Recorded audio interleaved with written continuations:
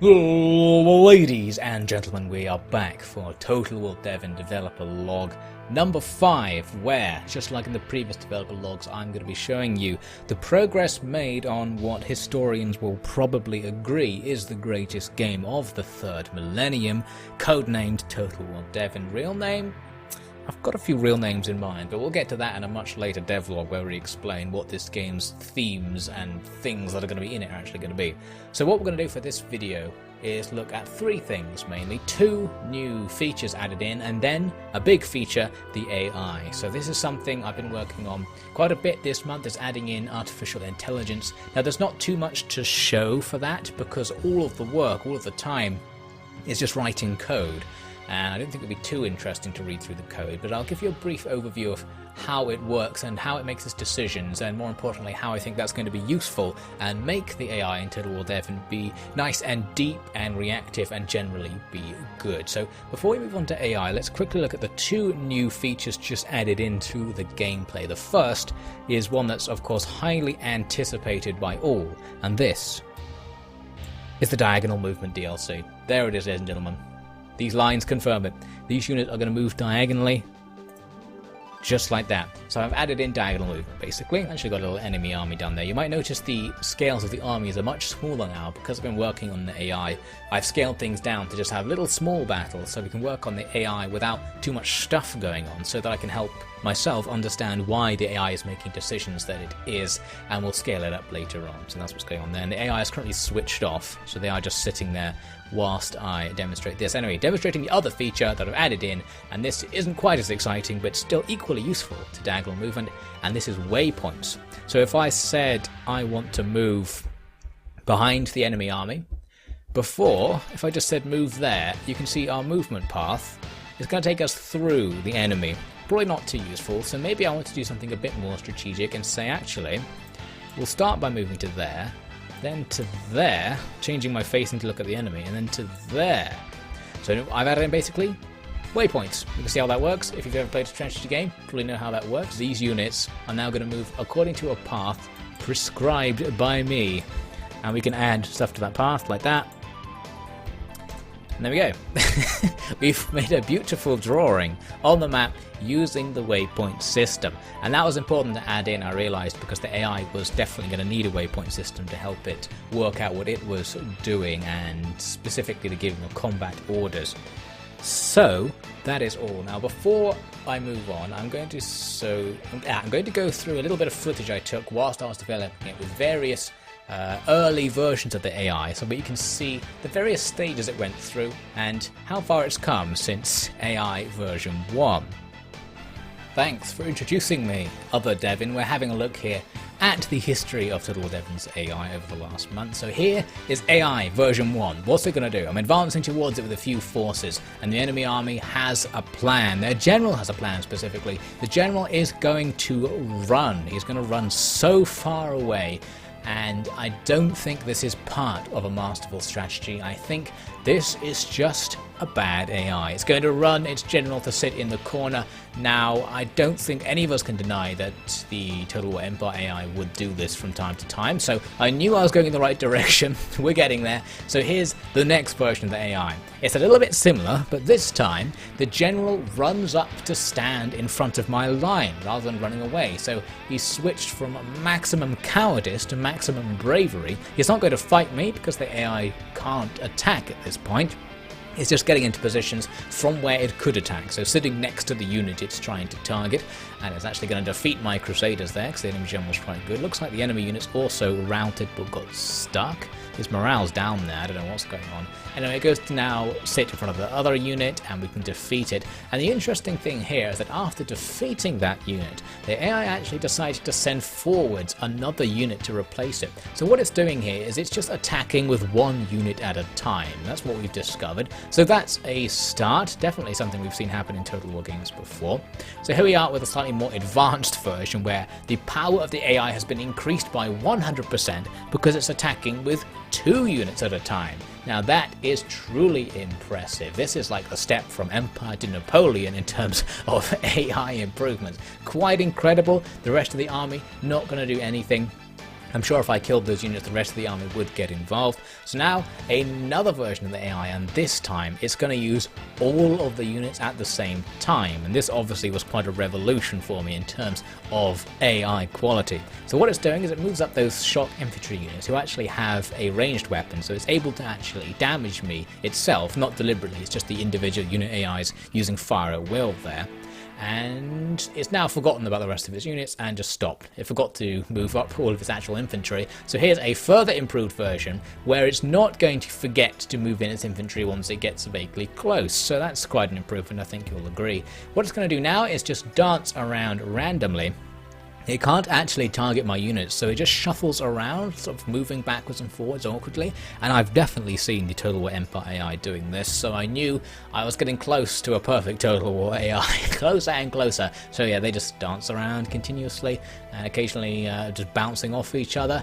I think it's because they're trying to form up into some sort of formation, but the fact that all the other units are moving at the same time, it can't deal with. So here's a theoretically more advanced version, but actually it turned out to be less advanced. So the next version of the AI attempted to deal with the fact that it kept just dancing around crazily. Actually, it made it much worse. Don't know what I did exactly, but I've made it much worse, as you can see. Basically, units are kind of moving up, possibly considering getting involved in the combat, then running away, and they're sort of half running away and coming back. They're not routing. This is the AI just moving backwards and forwards. And again, we've definitely seen Total War AI doing this.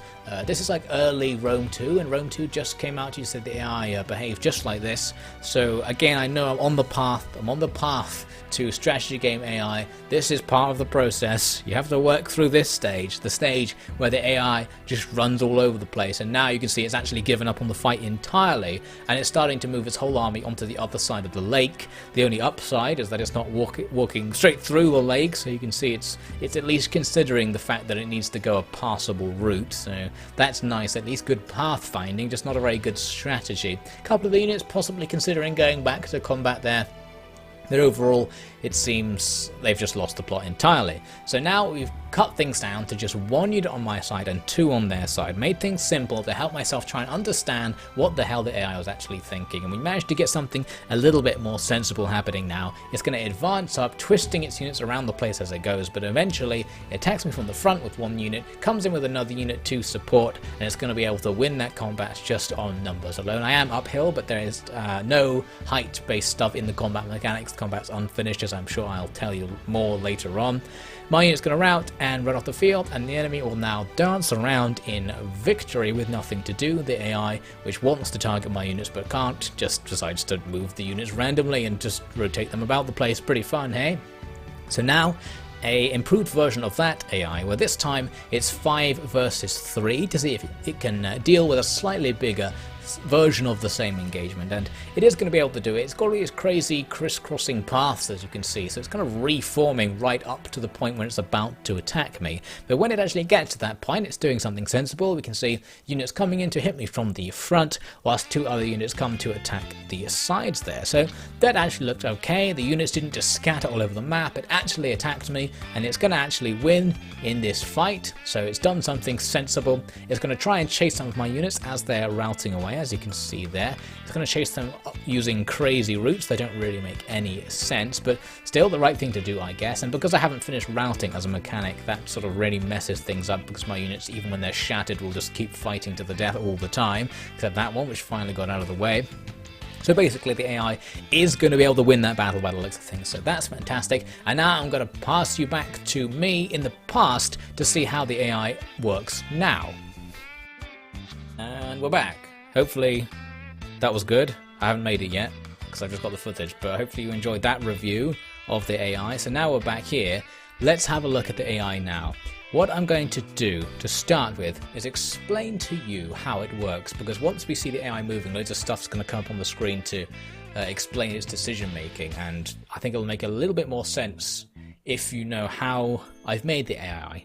And this isn't, you don't need to know this at all. This is just something to pad out the video, because this video is going to be pretty short since all the work was done on the AI. And if I don't explain how the AI works, then what else am I going to talk about? So I've started this little diagram to give us a really great way of explaining AI in Total War Devin. So let's, I've got the paintbrush ready, I have, so I can point at things as we go. So we start off with macro strategy. An example of a macro strategy is attack the enemy.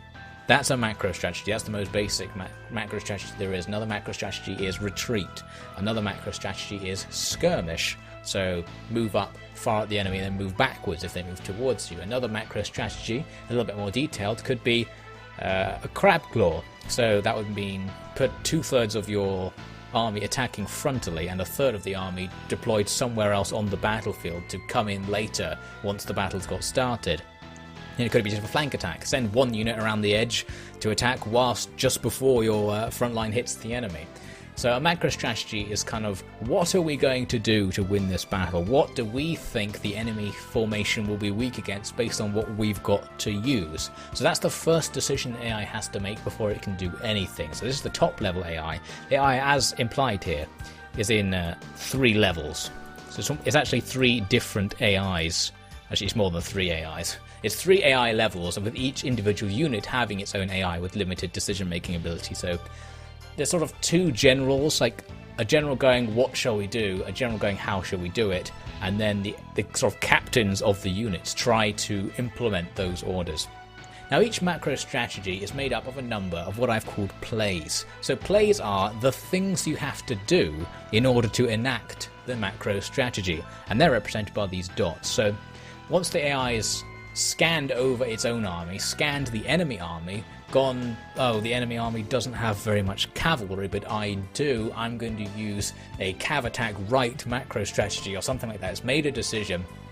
It will take its macro strategy, plop it into the AI, and say, right, this is my new macro strategy. Now each macro strategy has a number of plays associated with it. So let's say it's these 3 dots. So it might be play number 1 is our main force needs to get near the enemy. Play number 2 is our big cavalry attack on the right, needs to go and find the enemy's cavalry and get close to it, ready to charge. And play number 3 is we'll combine the cavalry attack with a regular attack so that they both happen at the same time. And then there'll probably be some sort of 4th cleanup play at the end, which is keep attacking until you win. So it's a sort of generic cycling play of just do this same thing every turn and see if you win. So the plays are basically things that are going to be assigned to units. So in that example there, the cavalry units would be assigned the go gather on the enemy's flank play, and the regular units would be assigned go gather in front of the enemy play. So the sort of plays AI will pass stuff to units that it thinks will be good at doing each play. And all these things I'm describing are immensely complicated in terms of how you code that decision-making process. I'm skipping over that because that's too boring. I mean, this presentation could be a lot longer. If you thought this was getting long, you're in trouble, son. It could be a lot longer. I'm doing you a favor. So finally, we have the unit AI. So what the unit AI does is it's given by the plays AI a sort of like a value map, I've called it. It sort of takes every tile on the map and gives it a value, saying here's how important this tile is to the general progression of this play. And then the unit AI is given some liberty to decide what it does with that. So normally it will try and go to the most valuable position.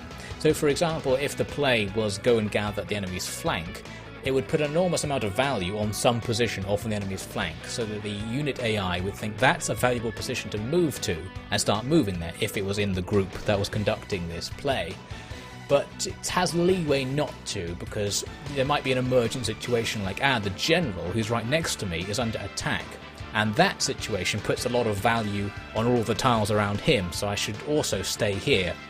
And if it happens that makes it more valuable to not even conduct my play, I'll do that, and then once the situation has resolved, the general's safe again, the value of sitting next to him will go down, and I'll look back and say, okay, now the second most valuable thing I could do was actually go and conduct the play, so I'll start doing that now. So that should give the individual unit AIs a bit of leeway to basically react to things the player is doing back to the overall AI, which it might not be paying any attention to. Because the big AI is just saying, make my attack, make my flank attack, and the units are going to be saying, but I have to go across a bridge that's defended by a unit that's stronger than me, like it's impossible to get to that position, and will start making its own decisions. let's go and actually look at it. Let's go and actually look at it, because then I might be able to explain that a bit more. Turn the game on. I'm going to look at it in the smaller window so that we can see the debug stuff down. Oh, I haven't actually turned the AI on, have I? Need to pop over here. We uncomment that line. Create battle AI armies for AI. So it's giving some armies for the AI to control. So here you can see the blue lines representing what the AI wants to do. And this is actually kind of similar to the example I told you about. So this AI has control of 3 units, which are the same as mine, 3 regular infantry units, but it also has 2 shock units, the Retributors, which we've seen before. They're a shock cavalry unit. So its macro strategic assessment is what it did first, and if we look at the debug information, we can have a little look at some of the decision making it did. So I've only got a couple of possible strategies programmed in right now. There'll be more in the future, but right now it's considering 3 possible strategies to do. It can either make a hammer and anvil macro strategy, a mass skirmish macro strategy, which attacks with ranged units and runs away, which of course it can't do at all, and Total War Classic, which is basically just attack with everything frontally. So a sort of Rome 2 AI thing where it just throws everything in and just sees what happens. And it hasn't put much value. These numbers are how viable it thinks them are. It thinks these strategies are, their viability scores. And it thinks Hammer and Anvil is much more viable than those other 2 because it can see that it has infantry parity but a shock unit advantage. Having considered those numbers, it tells me the AI has chosen the strategy Hammer and Anvil. Delightful. So now that Hammer and Anvil strategy has a number of plays. So first it's got a play called Assemble on Enemy Flanks, and it's assigned twice, as you can see that little 2 over there, the unit Retributors, if I can say it, to conduct the play Assemble on Enemy Flanks. So that play involves it, as you might guess, just going to be on the flank and just hover threateningly. So you can see from their movement lines that's exactly what they're doing. These 2 units are going to go and sit there. We're going to sit just off to the side of my army and wait. Whilst the other 3 units we can see from here, unit Tie-Dye has been assigned to play frontal attack, and that triggered 3 times, so all 3 of these are making the play called frontal attack, which is where it attacks the front of enemy units in order to just be fighting them and get them distracted. The next line says the AI has detected a concentration of 3 hostile units centered around a position coordinate, which is in the center here. So the AI will sort of group your units into formations, or it imagines your units as having certain formations. So it'll basically assess where your army is, and if you had two armies sort of split, so if you put one half of the army there and one half of the army there, we'd see it sort of detecting 2 separate concentrations and treating them as different forces, and it would attempt to attack what it would regard as the main one, which is usually the bigger one. So most of the time your army will be in a coherent formation, so usually you'll only have 1, but if you have flank deployments it will consider those separate groups and possibly conduct plays just against those other groups, but that's not in there yet. Anyway, finally, got some targeting. These 3 units, it says a unit of tie-dye has targeted a unit of tie-dye, so those 3 units are targeting for combat my 3 units of the same thing. So now they need to actually do that, so they're going to now try and complete the plays that have been assigned to them. So these 2 units, all they need to do to complete their play is walk to there, so that's easy, and we see the AI reports AI play Assemble on Enemy Flanks completed. So they've finished their job, and they're now going to sit there and await the AI to give them another play, but the AI isn't going to do it yet. And that's because we have something called macro strategy phases, which is a thing added onto the AI quite recently, where it will try to synchronize plays in such a way that things happen in an order.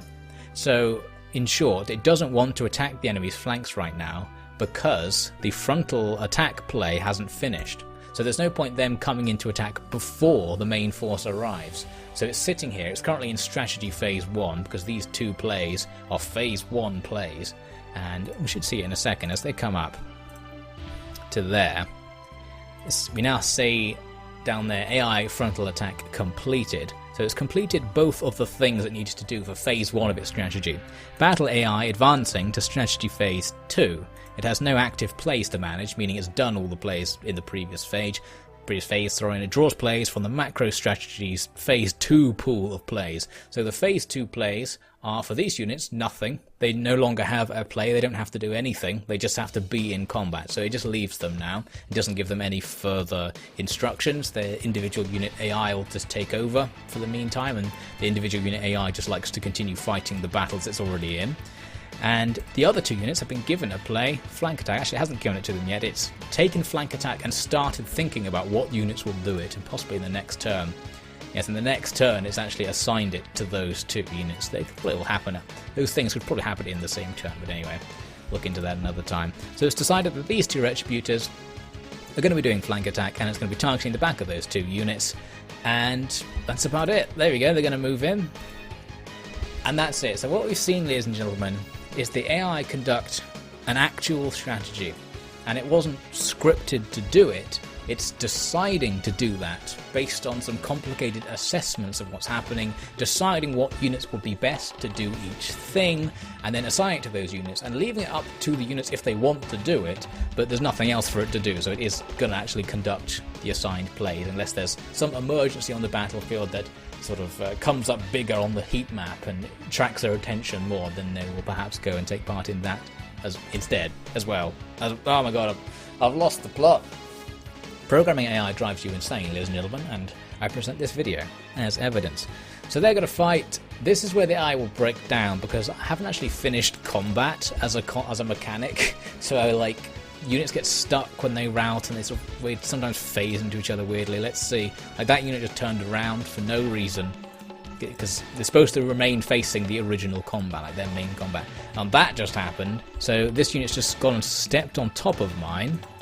Why is that? They haven't broken. It's just decided to stand on them, and now they've decided actually they're going to rout. Ah, that's why. They've shattered. So they both shattered because they actually lost that combat. Oh, that's right. I haven't put in flank attacks. So flank attacks aren't actually in the combat mechanics. So it's treating them as 2 frontal attacks, meaning this unit didn't get any bonuses at all for attacking on the flank and lost as a result. So that's basically what's happening now. Well, it just spirals out of control. Let's just see what happens for entertainment. It's sort of gone beyond the point where I've tried to make it work, and these units just dance around, similar to what we saw in the AI review, I believe. So they're basically, does it say on here? Yeah, once they've completed their plays, there we go, AI flank attack completed. It decided it's made its flank attack.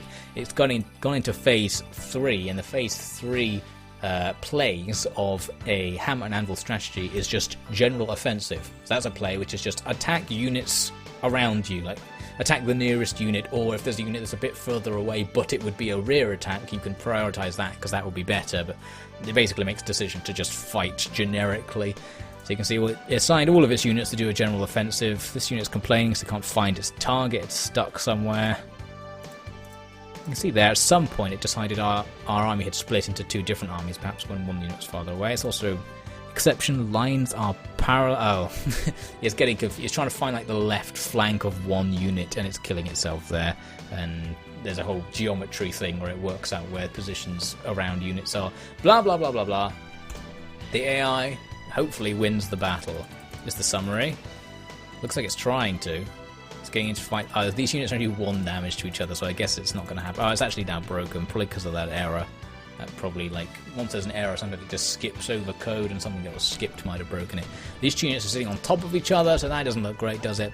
That's the AI. It's really complicated, which is why nothing really impressive happens, but the decision making, the fact that it has a decision making ability, and that it has this modular system of putting in new strategies and plays for it to consider, and new ways for it to assess which plays are good, new ways for it to assess which units are good for plays. All these can be added in a modular sort of way. So what I can do now is make this not glitchy, finish off the low level actual combat mechanics, and add in things like flank bonuses and losing ability when your stamina goes down and things like that, just so the basic fighting and the numbers make sense. And then we can do things like add in ranged combat. So I can put in new plays that consider ranged combat, new strategies that use ranged-based plays, and have ranged units AI be able to target relevant units to complete its play. So you might have something like send in the javelinmen to defeat the enemy's heavy infantry, so that could be a play, or use the archers to defeat the enemy's skirmishers, that sort of thing. And then we can add in more modular systems for hidden units. So we can add in strategies based around hiding stuff, put in plays that will use hiding stuff, and have the things that consider strategy in plays consider the possibility that the enemy might be hiding something. So it might look at your army and say, I can only see 75% of what I know your army is. Because of that, my caution level is going to increase to this amount. I'm going to scan the map for where it could be hidden. It could be there, there, and there. Okay, so now I'm going to be much less likely to move my men anywhere near those places where I think you hid in your forces.